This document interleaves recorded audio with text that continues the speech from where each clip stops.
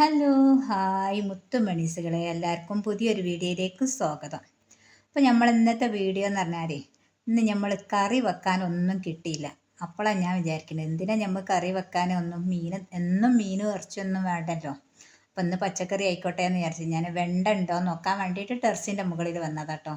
അപ്പോൾ അതൊന്ന് വീഡിയോ എടുത്തതാണ്. പിന്നെ നമ്മൾ നടുന്നതല്ലേ ഇങ്ങനെ കാണിച്ചു തന്നിത് നമ്മളത് ഉണ്ടായിനോ ഇല്ലേ എന്നുള്ളതൊക്കെ നമുക്കൊന്ന് കാണിച്ചും തരാമെന്ന് വിചാരിച്ച്. അപ്പോൾ അതാ നമ്മളത് അപ്പോൾ അത്യാവശ്യം വെണ്ടയൊക്കെ ഉണ്ട് കേട്ടോ.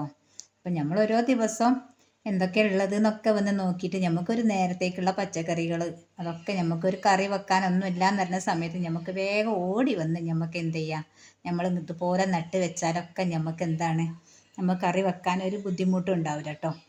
നമ്മളപ്പോൾ ഉള്ള സ്ഥലത്ത് വെച്ച് ഇതുപോലൊക്കെ ഒന്ന് നട്ട് നോക്കേണ്ടി, ഒരു വളവും ഇല്ലാത്ത നല്ല പച്ചക്കറികളാണ്.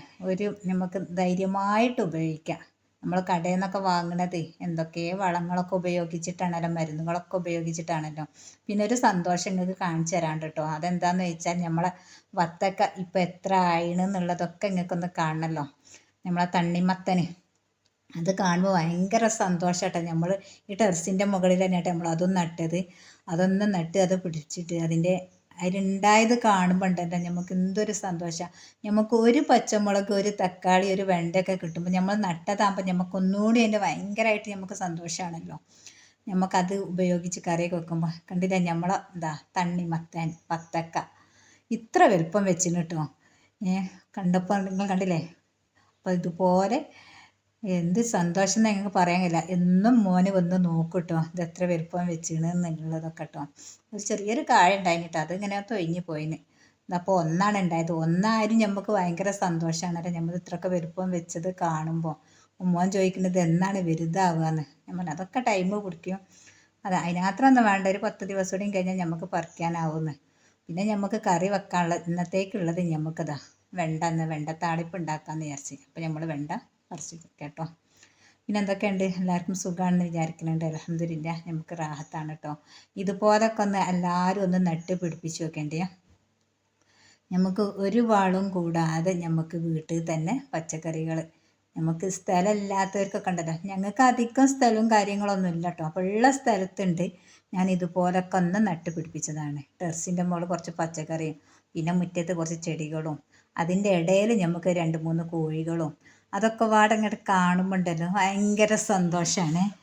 നമുക്ക് അത്യാവശ്യം മുട്ടയ്ക്ക് വേണമെങ്കിൽ 2 കോഴികളെ പോറ്റിയാൽ മതി. അതുപോലെ പച്ചക്കറി നട്ടുപിടിപ്പിക്കാൻ നമുക്ക് ഒരു സംഗതി ഇല്ല എന്ന് പറഞ്ഞ് നമ്മൾ ചെയ്യാത്തത് കൊണ്ടാട്ടോ നമുക്കൊന്നും ഇല്ലാത്തത്.